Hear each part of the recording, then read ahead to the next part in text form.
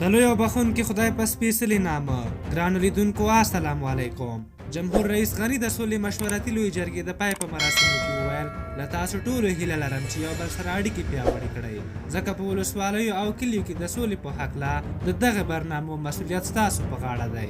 والیانو ته لارښوونه کوم چې په دوامداره توګه له تاسو سره تماس ولري او ستاسو له مشورو او اقداماتو ملاتړ وکړي. د وطن له لرې لرې سیمو او کلیو څخه په دې جرګه کې د ښځو ګډون، هغه ښځې چې د لومړي ځل لپاره د خپل وطن د برخلیک په خاطر کابل ته راغلې، له دغه ټولو درنو ښځو څخه مننه کوم. تاسې د هیواد لویه سیاسي او اجتماعي پانګه یاست. زموږ او تاسې کار خلاص نه دی. تاسې سره به د سولې په هر پړاو کې دوامداره او معناداره تماس ولرو. په دغه عظیمه لویه جرګه کې ښځې ترخه او خواږه روایتونه لري.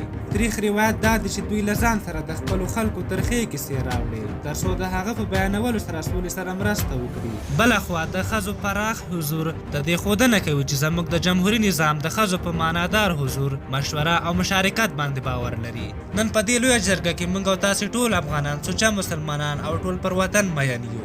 زه له ښځو او نارینهو د ځوان او سپینګیري او تاسې هر یو څخه چې د دې خاورې له 31 میلیونه انسانانو په نمایندګي مو په دغې عظیمه تاریخي لویه جرګه کې د ګډون له لارې خپل تعهد او ژمنه تازه کړه مننه کوم. د روژې په دې مبارکه میاشت کې یو کار وکړو چې زموږ ملت ته روژه ماتې ترڅنګ یوه بله خوشحالي راولي. راځئ په دې مبارکه میاشت کې د ملت له کوره غم او مصیبت لرې کړو. زه په دغه وړاندیز بشپړ باور لرم او حاضر یم چې ستاسو په وړاندې عملي کار وکړم. زه نن جرګې ته په درناوي د روژې مبارکې میاشتې په درناوی د حسن نیت او د افغانستان د اسلامي جمهوري دولت د دوستانه حرکت په توګه غواړم 115 تنه طالبان چې له کلونو راهیسې بندیان دي خوشي او له زندان څخه خلاص کړم. له طالبانو غواړم خپل استازي کابل یا د افغانستان کوم بل ښار ته راولېږي او دا 115 تنه طالبان په خاصو افغاني مراسمو کې زموږ لخوا د یو اسلامي او انساني چلند او ډالۍ په توګه ور وسپارو. زه خو د روژې د مبارکې میاشتې څخه په دغه ډول هرکلی کوم. اوس وګورم چې د طالبانو ځواب څه شی دی. د دې خبرو په دوهمه ویډیو هم نشر کو. هیله ده انتظار وکړئ او ویې ګورئ. د هغې کتلو لپاره زموږ چینل سبسکرایب کړئ.